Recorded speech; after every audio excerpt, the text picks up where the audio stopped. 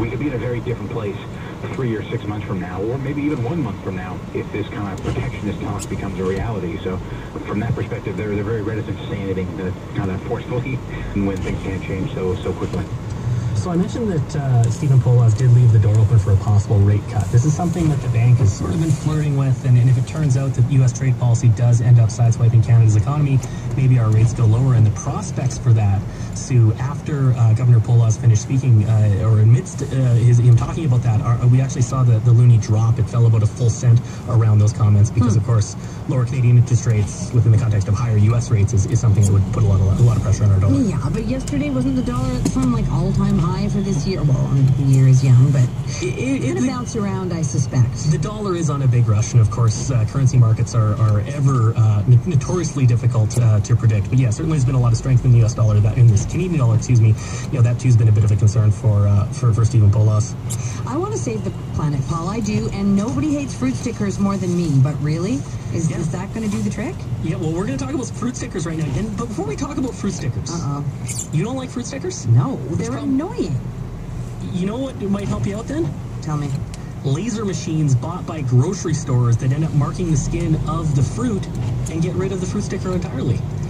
And the big selling point for these laser machines right now, because they've been around for a while, but they just haven't gotten any traction, at least in North America, is going to be the environment, is going to be saving the planet, because it might not seem like much, but you multiply all those little stickers over millions of pieces of fruit all around the world, and this adds up to a lot of paper, a lot of ink, a lot of glue, a lot of energy, a lot of carbon emissions. You look at the numbers, and the backers of these laser machines that mark up the rinds of your fruit, they say that a laser creates less than 1% of the carbon emissions of a similar size sticker.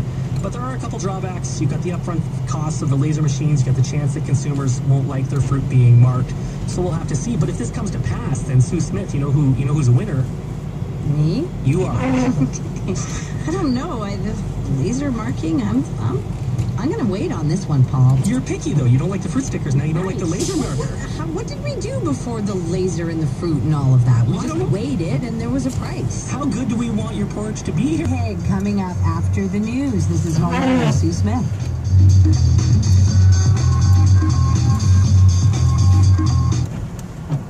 Tomorrow on Q. Hey, I'm Tom Power. PEI's Rose Cousins has a new album out. It's called Natural Conclusion. Comes after a bit of a break.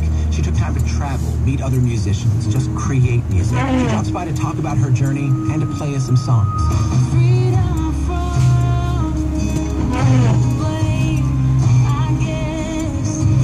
Q at 10 a.m. and 10 p.m. 10:30 in Newfoundland.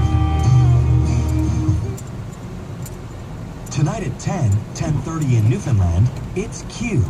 Hey, I'm Tom Power. Letterkenny follows the lives of three guys living in a fictional small town.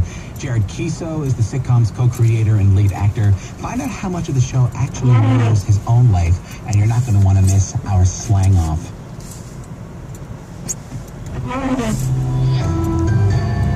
This is CBC News.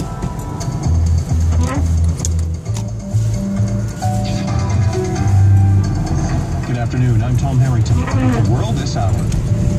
2 days before he leaves the White House, Barack Obama held his last news conference as president. He covered a broad range of issues from Israel to Cuba and had some advice for his successor. But as we hear from Lindsay Dunn, the McDonald's Canada Facebook site has been flooded with comments from angry and disappointed parents. There's even a Twitter hashtag, not loving it. In a statement, McDonald's says it is sensitive to the needs of its guests with food allergies, but it's constantly evolving its menu and adding new items. Until now, it only served nuts that were individually packaged. Sylvain Charlevoix is the Dean of the Faculty of Management at Dalhousie University in Halifax. He says McDonald's has obviously made a calculated decision. This decision may have something to do with their procurement strategy. We see McDonald's making tweaks and changes to their menu, making it a little bit less labor intensive, and perhaps at some point they've had to make a decision around ingredients. The change means people like Jeff Palmer will be looking for a new fast food option for their families. Still, he has this message for McDonald's. There's such help them get the kind of communication system they need to protect Canadians and to safeguard Canadians' rights and freedoms. National Defence, Border Services and Stats Can have also all reported major problems with Shared Services Canada. Crawford, CBC News, Ottawa. The Bank of Canada is keeping its key interest rate at 0.5%. In its announcement today, the bank says it's holding the line amid signs the economy continues to strengthen. But the central bank is also warning of uncertainty because of the incoming Trump administration. And that is your World This Hour. Your afternoon show continues now on Radio 1, and there is regional news in 20 minutes. For news anytime, go to cbcnews.ca. You can also follow me on Twitter at CBCTom. I'm Tom Harrington. This is CBC News.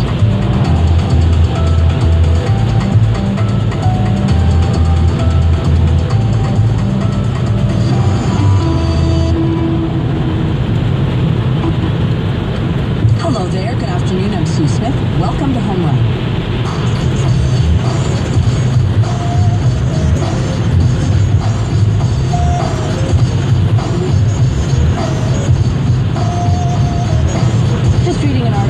By a journalist at TSN talking about why, of all the sports titles that he had over his life, Tim Raines was number one. Why Tim Raines stole his heart? Well, he and many other Expos fans are waiting and watching and hoping that maybe today will be the day that The Rock gets his due.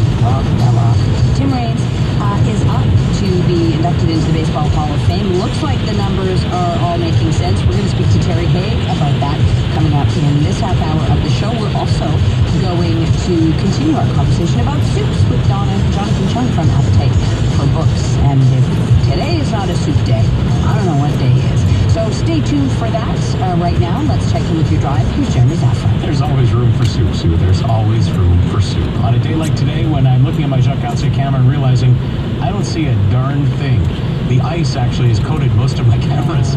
On the 13 Laurentian Otter, I'm going by moving lights, red tail lights and white lights, to see how much traffic flow is on the Laurentian. Because of that light freezing drizzle you were mentioning before, we've had many accidents across the region. I'm just going to talk about delays right now because for the most part we have about 9 accidents on different roadways. The 440 going towards Terrebonne, you're heavy from Pina, almost from the Laurentian merge. The Laurentian Otter north, it's from the 40 to the 50, southbound again, and more accidents through Saint-Sever. Slick road conditions being reported. The 13 south heavy Hickmore to the 20, 13 north, we have 3 separate incidents along that route. 40 east is from the height of the 13 to Anjou, and then Marianne to the Charles de Gaulle Bridge. The westbound side of the 40 main part, Trans-Canada, heavy between Monté-de-Liesse, Côte-Vertu and Hymas, and then over the Tour. 20 east is the 32nd to 1st, and then on approach to the 136 east. To carry south, it's length to Deneville-André. To carry north is at just the top end, and all your bridges are pretty decent. The Mercier a little bit tight at Clermont. The other 3 are clear to go. The traffic report in 10 minutes. Thanks very much, Jeremy Zaffron. Let's check in with the latest from the Montreal newsroom. Here is Joanne Bailey.